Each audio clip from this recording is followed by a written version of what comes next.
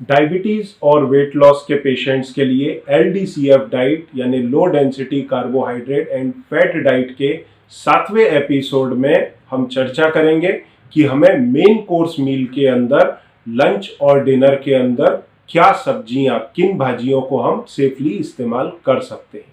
देखिए, जैसा हमने पास्ट में बात किया कि हमको तीनों मील्स के अंदर 40-40 ग्राम तक का कार्बोहाइड्रेट रेस्ट्रिक्ट करना है, और जो लंच और डिनर है इसके अंदर हमने दो पार्ट के अंदर इसको स्प्लिट किया हुआ है। फर्स्ट पार्ट के अंदर सैलेड्स और स्प्राउट, जिनमें लगभग 15 ग्राम के आसपास हमने प्रोटीन को रेस्ट्रिक्ट किया पिछली चर्चा के अंदर, और अब मेन कोर्स के लिए हमारे पास में लगभग 20-25 ग्राम कार्बोहाइड्रेट की लिमिट है।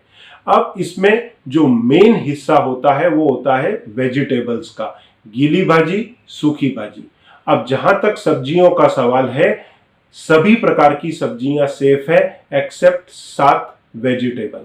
इसमें सबसे टॉप पर आता है यम या सूरन या जमीकंद, जिसके अंदर लगभग 25 से 26 ग्राम तक कार्बोहाइड्रेट होता है, और इसके साथ में जो दूसरी भाजियां हैं जैसे अरबी, इसमें भी काफी अधिक मात्रा में कार्बोहाइड्रेट होता है, और जैक फ्रूट, कटहल, जी हाँ, ये भी हाई कार्बोहाइड्रेट डाइट का एक हिस्सा है वेजिटेबल्स के अंदर।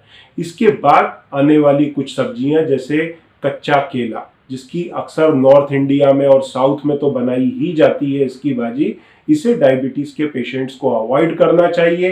केले के वेफर्स को भी अवॉइड करना चाहिए। उसके बाद में भुट्टे का इस्तेमाल कई बार हम वेजिटेबल्स में करते हैं, और ख़ास तौर से सैलेड में करते हैं, जिसे अवॉइड किया जाना बहुत ज़रूरी है।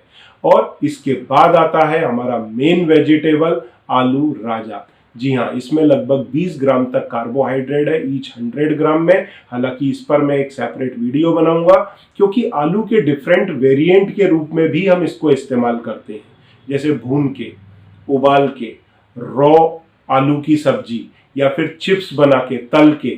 तो उसमें अलग अलग इसके कार्बोहाइड्रेट का कॉन्सेंट्रेशन चेंज हो जाता है, और वो सरप्राइजिंग लेवल पर चेंज होता है। तो उसकी हम चर्चा अलग से करेंगे।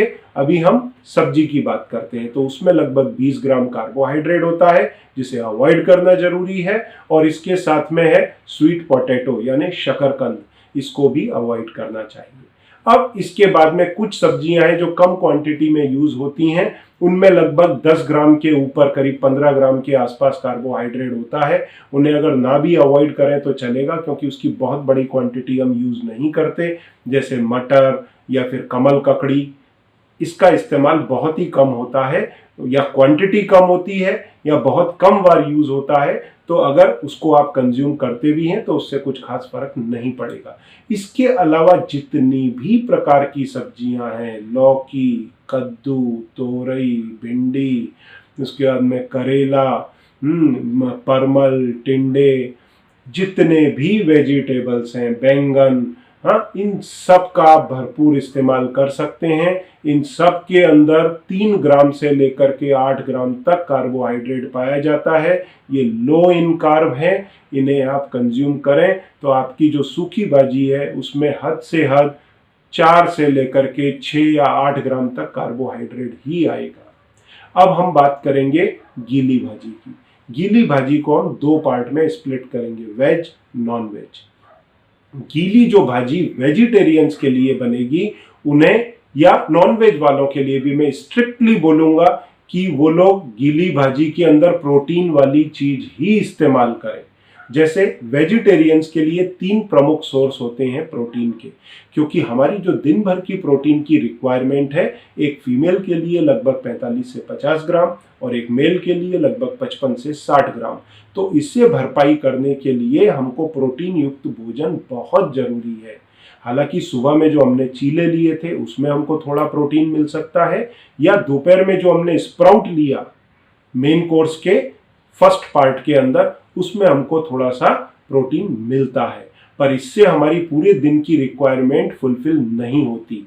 इसलिए जो गीली भाजी लेंगे, या तो दालें होंगी, पनीर हम ले नहीं सकते क्योंकि डायबिटीज के पेशेंट्स के लिए मिल्क प्रोडक्ट्स अवॉइडेड हैं, या फिर वो देसी गाय के दूध से बना हुआ पनीर हो, या उससे बेटर है कि आप टोफू यूज करें पनीर की जगह, और तीसरा सोयाबीन की वड़ी।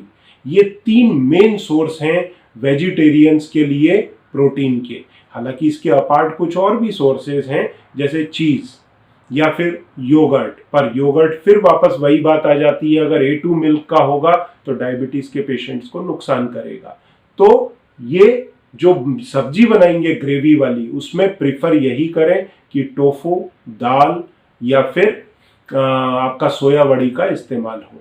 अब कुछ एक नॉन वेजिटेरियन वाले जो लोग हैं, अक्सर मैंने ये देखा है कि जो लोग डाइट रिकमेंड करते हैं डायबिटीज के अंदर, वो नॉन वेजिटेरियंस का इस मामले में जरा भी ख्याल नहीं रखते। वो बोलते हैं नहीं, प्योर वीगन डाइट ही देना है।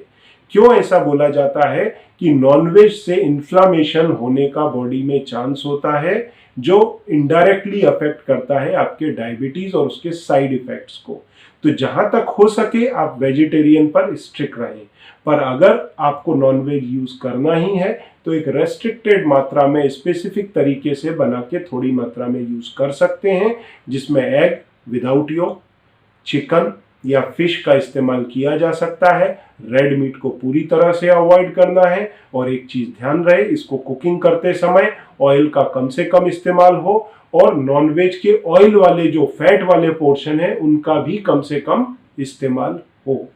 अब इसके बाद में हम बात करेंगे हमारे मेन कोर्स मील के अंदर जो स्टेपल डाइट आती है, जैसे चावल या फिर गेहूं, या आजकल मिलेट का काफी फैशन निकला है कि वो डायबिटीज फ्रेंडली है।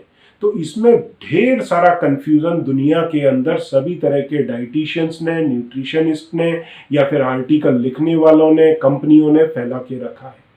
इसके ऊपर क्लैरिटी होना बहुत जरूरी है, जिसके कारण मरीज का डायबिटीज अनकंट्रोल्ड ही रहता है या फिर वो कभी डायबिटीज से बाहर आ ही नहीं पाते।